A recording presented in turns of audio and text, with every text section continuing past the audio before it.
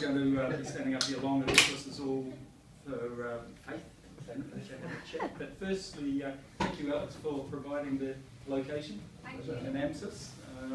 For those of you who don't know who or what AMSIS is, that's a training and services organisation focused on Apple.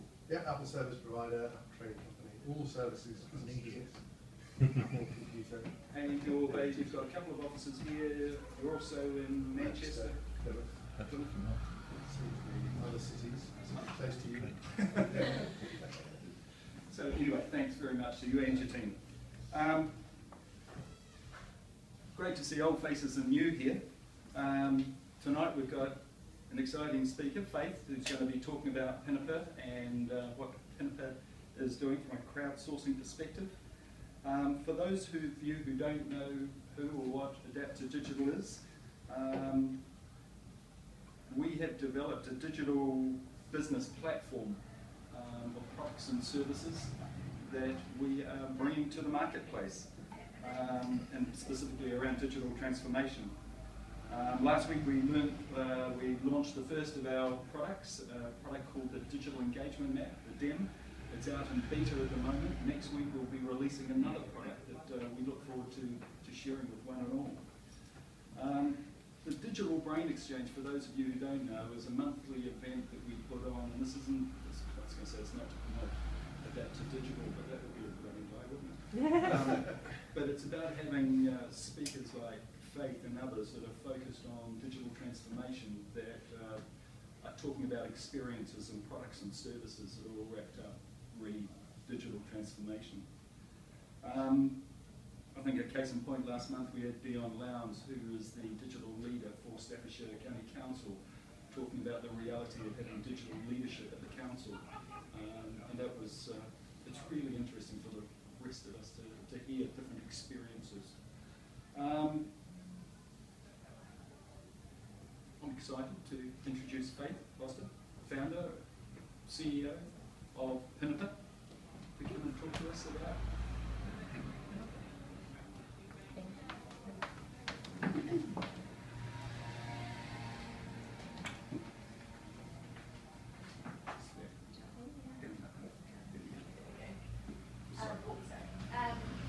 Thank you to the digital guys.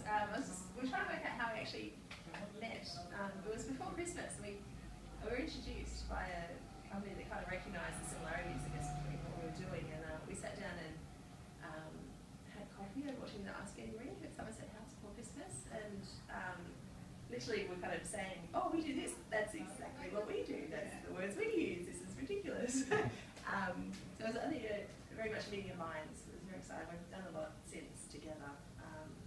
So thank you very much for inviting me to come speak. My background, I guess, I was a transformation and change consultant for about 12 years. I worked with PwC Consulting for about 5 years. I'm a change manager by trade, so I'm sort of more focused on the business change elements of it.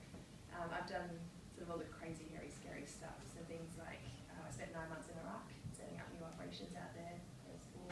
I worked with BP, press their oil prices, helping them centralise the way they work. I worked with the Lehman Brothers administration briefly, hated it, got out of it as quickly as possible. I worked with one of the board members at RBS post-crisis as well, helping them work out what they needed to do differently. So I've kind of been there and done that with a lot of stuff, and my overall experience of it is it just doesn't work very well. And it generally is a result of engagement or lack of engagement of people in the business, and getting them to feel that sense of kind of ownership.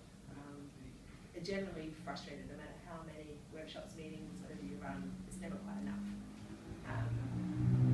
So my business partner, who's also my husband, worked at Yammer, and that idea of collaboration and getting people actively involved in an ongoing and transparent conversation, I suppose, quite powerful. That's kind of really where this came about, was that idea of having a collaborative space to drive change, to give the structure that you needed, that you normally use spreadsheets for, to actually make change happen. So that was kind of where the concept was born from. I'm assuming most of you are digital, kind of more technical guys, is that a fair assumption? You're a digital native, we just saw you've got an email your watch, that's incredible. Oh no, it's coming. Busted. about, I guess, in the change management world at the moment, obviously the pace of change has increased and digital is very much driving that. You know, competition is intensified, but more importantly, businesses are being disrupted. And I think people are kind of a little bit lost on what to do, how to do things differently. So the way that we've always delivered transformation in particular is just, that didn't work. It's too long, it's too expensive.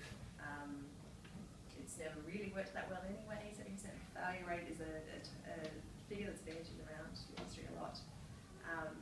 More importantly, it's kind of owned and delivered by consultants, or whether they're internal or external, sort of specialists, rather than it being something that the employees feel like they have that ownership of.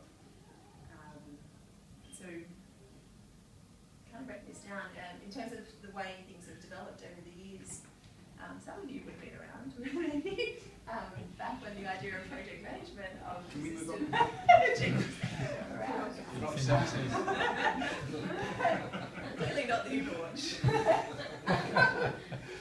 But we kind of realised that that kind of didn't work so well. We actually needed people to use something once it was built. So we kind of moved into the user adoption sort of concept, and we needed some training and comms around system adoption. And I actually, I worked out, talking to a couple of weeks ago, back in 2006, I presented a change strategy to an executive team at a utilities company back in Australia. And they were surprised that you could deliver a system without then spending the next 4 years trying to fix it. So it's quite a contrast from where we are now, clearly. So we've kind of moved on. We worked out that actually we probably need to get people involved if you want to build a system that helps them do their job. And then with the developments of technology, we've kind of gone more into collaboration. As I said, the actual change process still tends to be quite manual. We very much rely on our favourite spreadsheets. But I think there's a wide recognition that actually that's not going to work much further in the future. So certainly things we need to look at, digitally enabled, and interestingly, when you look at digital transformation in particular, the way you change, when you drive the change process in the business, sets the tone for how the business then works afterwards. So I think particularly where digital disruption and introducing new digital solutions, this is critically important because it's if people get comfortable with the idea of working collaboratively, using digital tools, getting employees far more involved through the process of actually doing that change, then the end product's going to be far more successful as well. So I think that's particularly important in digital transformation. So this is kind of the solution we came up with.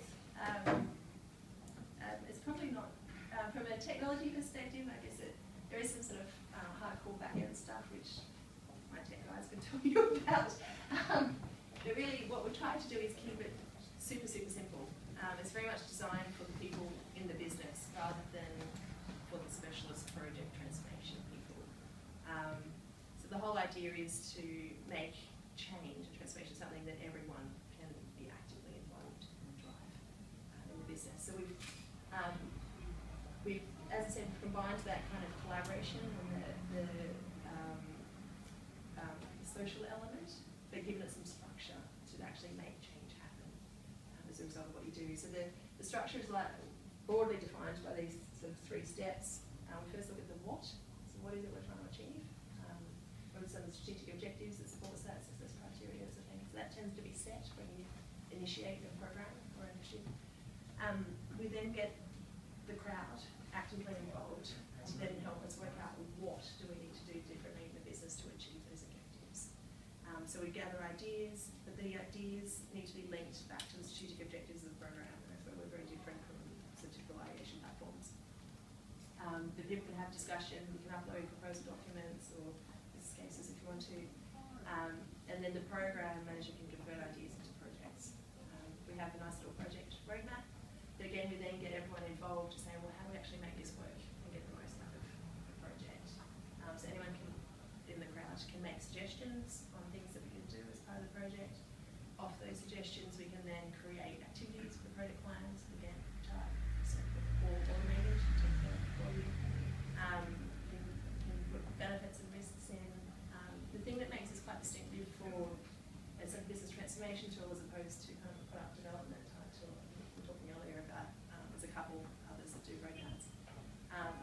So So we're trying to drive a more holistic view of the business. So we have tags around things like, is this about skills, is it about reporting, is it about process, is it about software, is it about, you know, all the sort of different elements in your business that you might need to think about and change to support the transformation process. And we measure the results, all the reporting and stuff's automated to support it as well. So it does take a lot of the hard work out of the project stuff.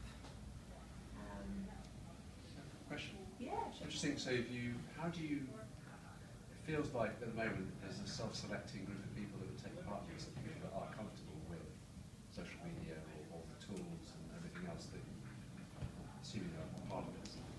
What about everybody else, you know, who may be not so comfortable? Yeah. How do they take part in this business change? The thing that we find quite different about these versus tools like Yama or like general collaboration tools is there's a very clear purpose. You're doing X, digital transformation. So people know that if they want to be involved in that, they need to be done by the kind of this. The other thing that we find particularly useful in our situation is X is normally fairly emotionally charged, depending on what you're doing. So certainly when you're talking restructuring or cost cutting or stuff, people want to know what's going on. They're normally quite frustrated and they feel like things are being kept from them. And it's not that they're out of it, they just don't know, or it's not known. So this kind of provides a constructive channel for that nervous energy. So it's quite a different dynamic. You guys got to jump in here, but it's quite a different dynamic to your classic kind of social environment. But but you're quite right, there are people who will be more comfortable than others. The actual app is very simple, so it literally takes half an hour to get people comfortable with what they need to do in the app. But we do provide support services because it's more about the way of working around it that's important to really get the most out of it. So leaders being comfortable with not starting with a solution, but rather starting with a problem or an option, and letting the crowd help determine the solution, being willing to take on board the feedback and, you know, and act on that in an authentic kind of way. So it's kind of more that side of things. We provide sort of support for the leaders for our team, I guess, to be comfortable with that. In terms of the actual usage of the app, we don't have quite the issues that we normally expect. What I found interesting with this tool was that this crowdsourcing, I was thinking was outside of the business, so that everything we do with Showman's was, this is the crowdsourcing that's internal within the business, which may... Designed into it. That's what I found really interesting. Okay. Yeah. We're actually sort of starting to play down the crowdsourcing thing because I find people get confused. Either on an internal or external thing, or they get confused with crowdfunding. They're like, so where do you get equity for doing this? Yeah. Yeah, especially local authorities. I think that really works. I'm not sure how to click on the video. Oh no, there's a video there if I can. There's a little video if you press play on the button on the screen.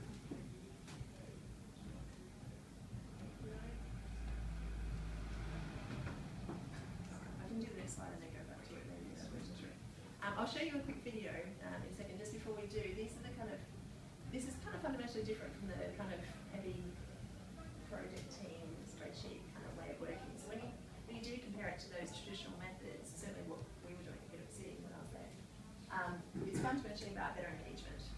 Better engagement means better results. But also because it's a lot more automated and you get the input in real time, there's a massive time and cost savings associated with it, depending on what you're doing. That's the cost. So talking to like quite a number of different organisations, the example of the Global Bank, I think they can get about 30% cost reduction, mainly because what they're doing is fairly specialist and systems intensive, so it's not quite that extreme. Actually, the issue in this space, and you guys probably relate to it quite a lot, it's not necessarily about reducing